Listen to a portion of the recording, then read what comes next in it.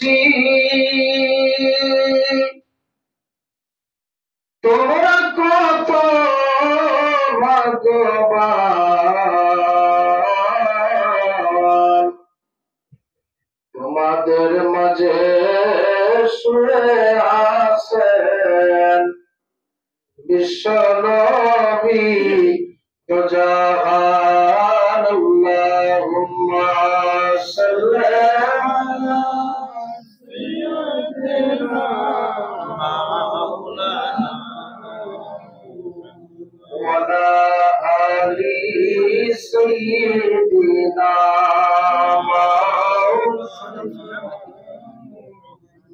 Allahumma salli ala sayyidina wa ala ali sayyidina সকলে পড়ি আলহামদুলিল্লাহ।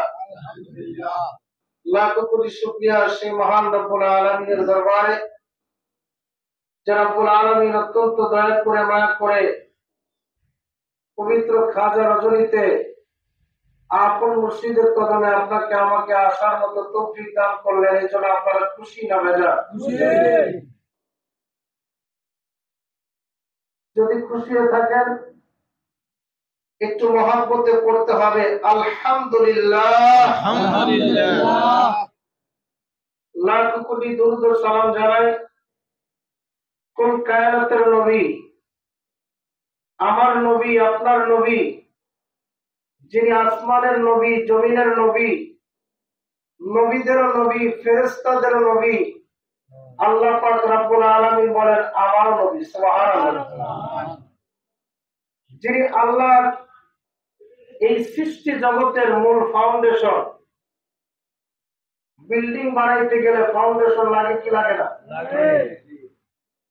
আমরা বিল্ডিং করার আগে আরসিসি পিলার দিই, ফাউন্ডেশন দিই, কয়তলা দিব, দোতলা দিব নাকি তিনতলা দিব, পাঁচতলা দশতলা দেখি দিই না? তো আল্লাহর এই সৃষ্টি জগতের যিনি মূল ফাউন্ডেশন, হাদিসে পাকের মধ্যে দেখা যায় প্রিয় নবীজি বলতেছেন ইন্নাল জান্নাতা হুররিমাত আলাল আম্বিয়া, সমস্ত নবী রাসূলদের জন্য জান্নাতে প্রবেশ করা নিষেধ করা হলো। কোন নবী রাসূল জান্নাতের মধ্যে প্রবেশ করতে পারবে না। নবীজি বলতেছেন হাত্তা আদখুলাহা, যতক্ষণ না আমি জান্নাতের মধ্যে কদম রাখবো। সুবহানাল্লাহ। হাদিসের পরবর্তী অংশে বলা হয়েছে হুররিমাত আলাল উমামি, অন্যান্য নবীদের উম্মতেরাও জান্নাতে প্রবেশ করতে পারবে না হাত্তা তাদখুলাহা, যতক্ষণ না আমি নবী উম্মতেরা জান্নাতে প্রবেশ করবে। সুবহানাল্লাহ। যে নবী উম্মত হওয়ার কারণে আমরা সম্মানিত, সেই দরদি নবী নুরানি রওজা মুবারকে লাখ কোটি দরুদ ও সালাম জানাই। সকলে পড়ি সাল্লাল্লাহু আলাইহি ওয়াসাল্লাম। আল্লাহ তাআলা দরবারে নববীতে আমাদের এই সালাম কবুল করুক। সকলে বলে আমিন। আমিন। সালাম কদম বসে আরজ করছি যুগশ্রেষ্ঠ মহাতাপস, লক্ষ লক্ষ কোটি কোটি জাকরান আশিকানদের দয়াল দরদি বান্ধব, যে দরদি বান্ধব বলতেন বাবা তোমরা তো বাবা এখন বুঝতেছ না, একটা সময় তোমরা বুঝবা, আমাকে খুঁজবা, কিন্তু তখন আমাকে পাবা। যিনি তার জীবন দিয়া, জীবন উজাড় করে দিয়ে, মন উজাড় করে দিয়ে আপন মুরিদদেরকে ভালোবেসেছেন, যে দরদি বান্ধব বলতেন বাবা রাত্র যত গভীর হয় মুরিদের চিন্তায়, মুরিদের ব্যথায় আমার গলার হলকম তিতা হয়ে যায়, আমার কোন মুরিদ কোথায় বিপদে পড়ে আমাকে ওসিলা নিয়ে আল্লাহ তাআলাকে ডাকতেছে, বাবা আমি যদি আমার সেই মুরিদকে বিপদ থেকে আল্লাহর কাছে বলে উদ্ধার করাইতে না পারি, আমি কেন তার জামিন হইলাম? সেই দরদি বান্ধব আমাদের আকা, আমাদের সাহেব জামানার মহালি মহাকামেল বিশ্বলি আমার কেবলা জান হুজুরের পবিত্র কদমে লাখো কোটি সালাম ও কদম বসে আরজ করছি, সালাম ও কদম বসে আরজ করছি আলহাজ হযরত খাজা মিয়া ভাইজান মুজদ্দিদি সাহেবের পবিত্র কদমে, আলহাজ হযরত খাজা মেজো ভাইজান মুজদ্দিদি সাহেবের পবিত্র কদমে এবং দুই চাচাগণের পবিত্র কদমে আমার সালাম এবং সালাম জানাই দূর দূরান্ত থেকে আগত আমার জাকেরান আশিকান মুমিন মুসলমান ভাইরা, দূরে পর্দার অন্তরালে আমার বোনেরা, সকলের প্রতি আমার আবারও সালাম। আসসালামু আলাইকুম ওয়া রাহমাতুল্লাহ। ওয়ালাইকুম আসসালাম। প্রিয় ভাইরা আমার, আজকের রজনীটা খাজা রজনী। কি রজনী? খাজা রজনী। এই খাজা রজনীতে কেবলা জান হুজুর সম্পর্কে আমাদের জানতে হবে, বুঝতে হবে। কথা বলেন ঠিক কিনা? আজকে আমরা অনেকেই মুরিদ দাবি করি যে আমরা আট্টশির হুজুরের মুরিদ, কিন্তু এলাকায় যে আমরা নামাজ পড়ি না, এটা কিন্তু হবে না। আট্টশির পীরের মুরিদ যারা 5 ওয়াক্ত নামাজ পড়ে, তারা আস্তে করবেন।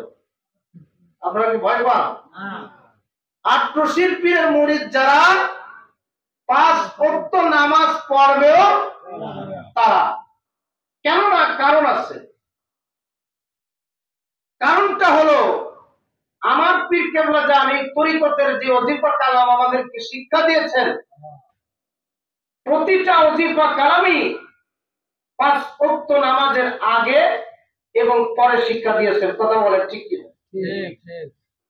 কিন্তু অন্যান্য তরিকার দিকে তাকান, গীবত করার বিষয় না, বোঝার জন্য, জানার জন্য আপনাদেরকে বলতেছি। তো আমার পীর কেবলা জান হুজুরের মুরিদ হয়ে যাওয়ার পরে আমরা গ্রাম দেশে চলে গেলাম, যদি আমরা নামাজ না পড়ি, শরীয়তের খেলাফ কাজ করি, তাহলে এতে করে আপন পীরের বদনাম হবে। কথা বলেন ঠিক কিনা? আর আপনার কারণে যদি মনে রাখবেন কথা বলা, যে আপনার কারণে যদি আপনার আপন পীরের কোনো বদনাম হয়, এর পরিবর্তে আল্লাহ তাআলার তরফ থেকে আপনার উপরে গজব নেমে আসতে পারে। এর দায়িত্ব ভার আপনাকে বহন করতে হবে। কেননা আমার পীর কেবলা জান শরীয়তের খেলাফ কোন কাজই দরবারে শিক্ষা দেন না। শরীয়তের খেলাফ হবে এমন কোন কাজ শিক্ষা দেন নাই। আমার পীর কেবলা জান বলতেন, বাবা আমি শরীয়তকে আমি প্রাধান্য দিয়েছি। বাবা যদি শরীয়তকে প্রাধান্য নাই দিতাম, তাহলে পদ্মা নদীর ইলিশ মাছগুলা যত মাছ ছিল, এই মাছগুলো ছেঁচড়াইতে দরবার শরীফে চলে আসতো। আল্লাহু আকবার। আমরা কেমন পীরের মুরিদ হয়েছি এটা আমাদেরকে জানতে হবে, বুঝতে হবে। সেই অনুযায়ী আমাদের জীবনকে আমাদের করতে হবে। কথা বলেন ঠিক কি? প্রিয় ভাইরা আমার, গভীরভাবে কথাগুলি খেয়াল করেন। আমার পীর কেবলা জান সারাটা জীবন তেনার মুরিদদেরকে শিক্ষা দিয়ে গেলেন দরদি নবীর মহব্বত। কেবলা জান হুজুর বলতেন, বাবা দরদি নবীর মহব্বত যার অন্তরের মধ্যে যতটুকু, বাবা তার ঈমান ততটুকু। নবীর প্রেম ভালোবাসা যার অন্তরের মধ্যে নাই, বাবা তার ঈমান বলতে কোনো সম্পদ নাই। সেই ব্যক্তি সরাসরি বেঈমান। একটু আওয়াজ করে বলা যাবে কি আল্লাহু আকবার? আমার প্রিয় ভাইরা, গভীরভাবে কথাগুলি খেয়াল করেন। আমার পীর কেবলা জান হুজুর নবীর প্রেম শিক্ষা দিতে যায়, তিনার মুরিদদেরকে শিখাইলেন, কাসিদা আকারে, কবিতা আকারে শিখিয়েছেন। সুবহানাল্লাহ। যেমন নবীজির জামানায় যখন কোরআনুল কারীমের আয়াতে কারিমা নাজিল হচ্ছিল, এই কুরআনুল কারীমের আয়াতে কারিমাগুলি আল্লাহ তাআলা নাজিল করেছেন এমন ভাবে, একটার পর একটা আয়াতে কারিমা পড়লে মনে হয় এগুলা কবিতার মতো। কথা বলেন ঠিক কিনা? কবিতার মতো সাজিয়ে সাজিয়ে কত সুন্দর করে নাজিল করেছে। কেন নাজিল হয়েছে বলে? তার কারণ হলো ওই সময় আরবের মানুষের মধ্যে কবিতা লেখার একটা প্রতিযোগিতা চলত। সেই সময় আরবের মানুষেরা কবিতার প্রতিযোগিতা করত। যার কবিতা সুন্দর হতো তাকে পুরস্কৃত করা হতো। তো এমন একটা সময়ে আল্লাহ তাআলা সুন্দর করে আয়াতে কারিমাগুলো নাজিল করতেছিলেন, একবারে কবিতার মতোই। তো এই জন্য এই আয়াতে কারিমা, কোরআনের আয়াতে কারিমা শোনার পরে আল্লাহ হাবিবকে অনেকেই কবি বলতেন, যে মুহাম্মদ সাল্লাল্লাহু আলাইহি ওয়াসাল্লাম কি কবি হয়ে গেছে? নাউজুবিল্লাহ পড়ে। প্রিয় ভাই আমার, ওয়ালিদ ইবনে মুগিরা নামে একটা ব্যক্তি আল্লাহর হাবিবকে পাগলা কবি বলে আখ্যায়িত করলো। পাগলা কবি বলার পরে আল্লাহর হাবিব মনে কষ্ট পাইলেন। কষ্ট পেয়ে বাড়িতে ফিরে আসলেন। বাড়িতে ফিরে আসার পরে নবীজির মন খারাপ। আম্মাজান খাদিজা বলতেছেন, ইয়া রাসূলুল্লাহ, আপনার মনটা কেন খারাপ? আপনি কেন মন খারাপ করে আছেন? নবী আমার বলেন, এ খাদিজা, পৃথিবীতে আসার আগে আমি আমার বাবাকে হারাইলাম। পৃথিবীতে আসার পরে 6 বছর বয়সের সময় আমি আমার মাকে হারাইলাম। আমি দুনিয়ার মধ্যে এতিম। আরবের মানুষেরা কি জানে না? আরবের মানুষেরা আমাকে কেন পাগল বলে?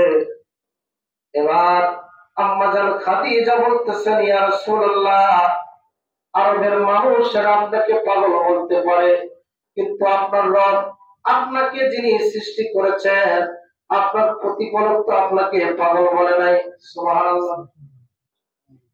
কেমন করে বুঝ দিতেছে কতটা ভালোবাসলে, মহব্বত করলে একটা মানুষকে, একটা স্ত্রী তার স্বামীকে এইভাবে বুঝ দিতে পারে।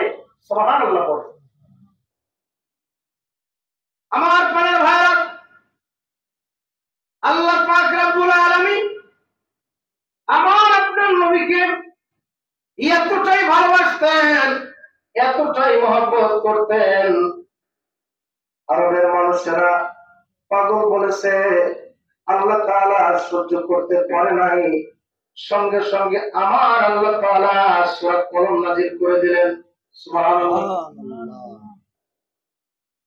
এই সূরা কলমের প্রথম আয়াতে আল্লাহ তাআলা বলতেছেন, বিসমিল্লাহির রহমানির রহিম, নুন ওয়াল কলামি ওয়া মা ইয়াসতুরুন। আমি নুন মাসের কসম খাইতেছি এবং তারা যা লিখতেছে আমি সেটার কসম খাইতেছি। আল্লাহু আকবার। মা আনতা বিনি'মাতি রাব্বিকা বিমাজনুন। আপনার প্রভুর অনুগ্রহে, আপনার রবের পক্ষ থেকে আপনি উন্মাদ না, পাগল না। আরবের মানুষেরা আপনাকে পাগল বলতে পারে, কিন্তু আপনি নবী পাগল। এরপর আল্লাহ তাআলা নবীজির চরিত্রের ব্যাপারে সার্টিফিকেট দিয়ে বলতেছেন, ওয়া ইন্নাকা লাআলা খুলুকিন আযীম। হে রাসূল, আপনি হলেন সুমহান চরিত্রের অধিকারী। সুবহানাল্লাহ।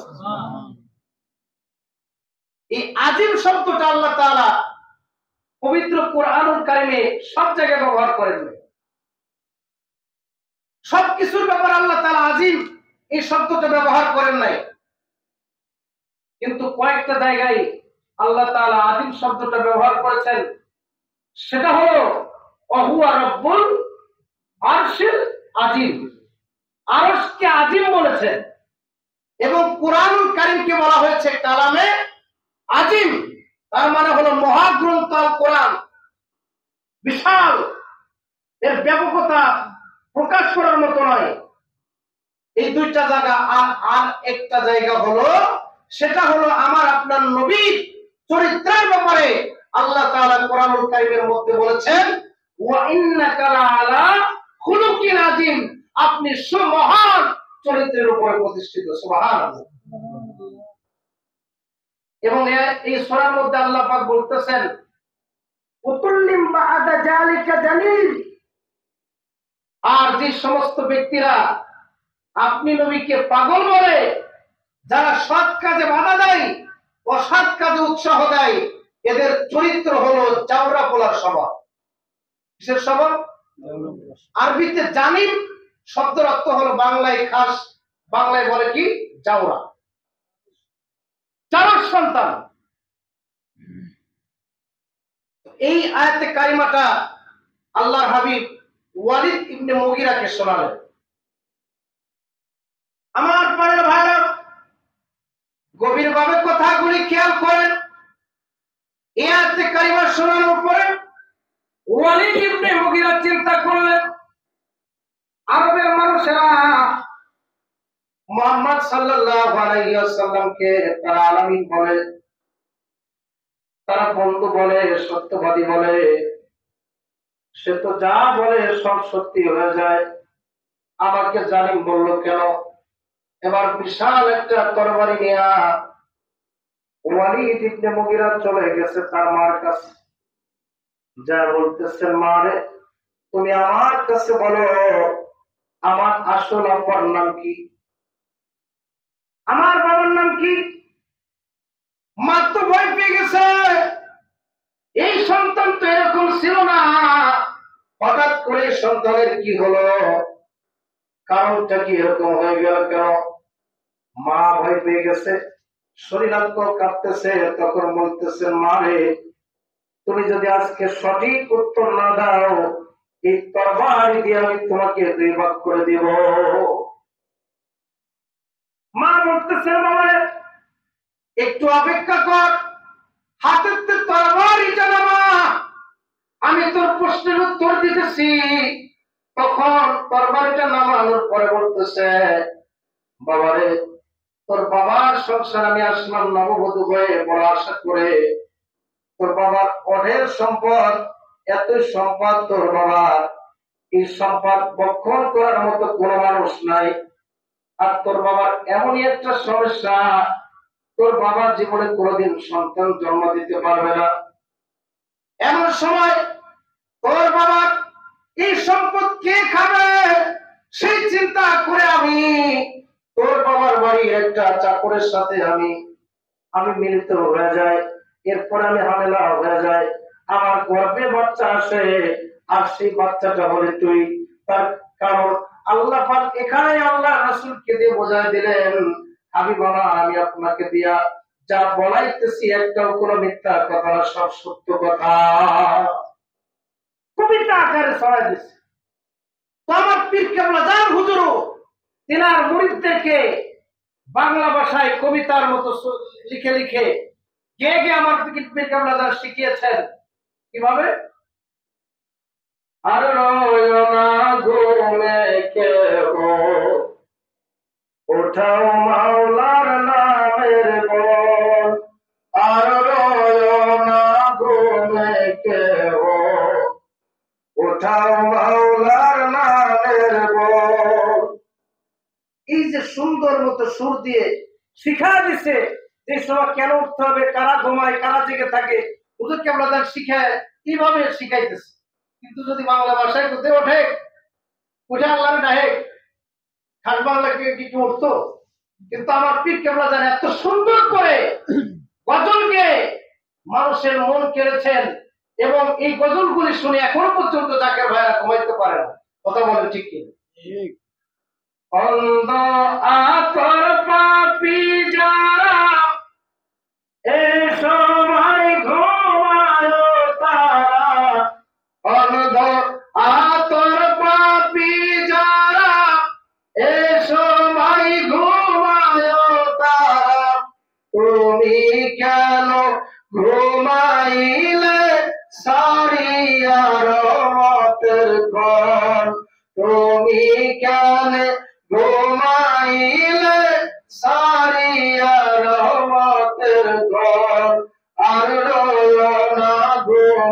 কেহ, ওঠাও মাওলার নামের বল, আর রয় না ঘুমে কেহ, ওঠাও মাওলার। কিভাবে আমার পীর কেবলাদার রহমতের সময় প্রথমে আমাদেরকে উঠাইলেন, ঘুম থেকে জাগ্রত করা। এরপরে পীর কেবলাদার আমাদেরকে শেখালেন, বাবা এ সময় আল্লাহ পাক এই প্রথম আসমানে নেমে আসে আর ডাকতে থাকে, তোমরা কে আছো অভাবী, কে আছো তোমরা ঋণগ্রস্ত, কে আছো তোমরা ক্ষুধার্ত, কে আছো তোমরা বিপদগ্রস্ত, আল্লাহর কাছে চাও। এরপরে কিভাবে চাবে? এমনি এরকম করো, আল্লাহ আমার 500 টাকা দাও, আমার খুব দরকার, এরকম নাকি? সিস্টেম তো আছে। যেমন এলাকার যিনি আমাদের দায়িত্বরত থাকে, মেম্বার থাকে, চেয়ারম্যান থাকে, এরপরে কয়েকটা একটা আসনে একটা এমপি থাকে, কথা বলেন ঠিক কিনা?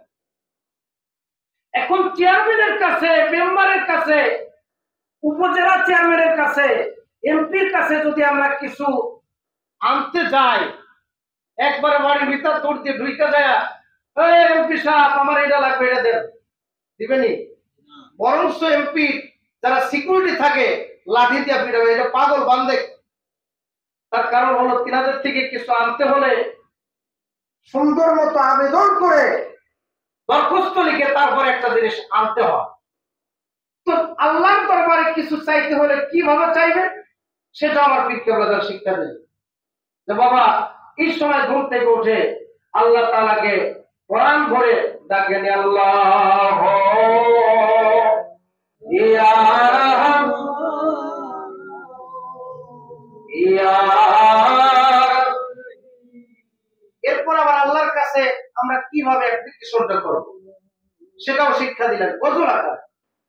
রক্ষা কর মরে শত্রুর হস্ত হতে পদ, খঞ্জ কর পাপ পথে যেতে, শক্তি দিও মাওলা তোমাকে ডাকিতে, নিজ গুণে ক্ষমা দশে লাগি।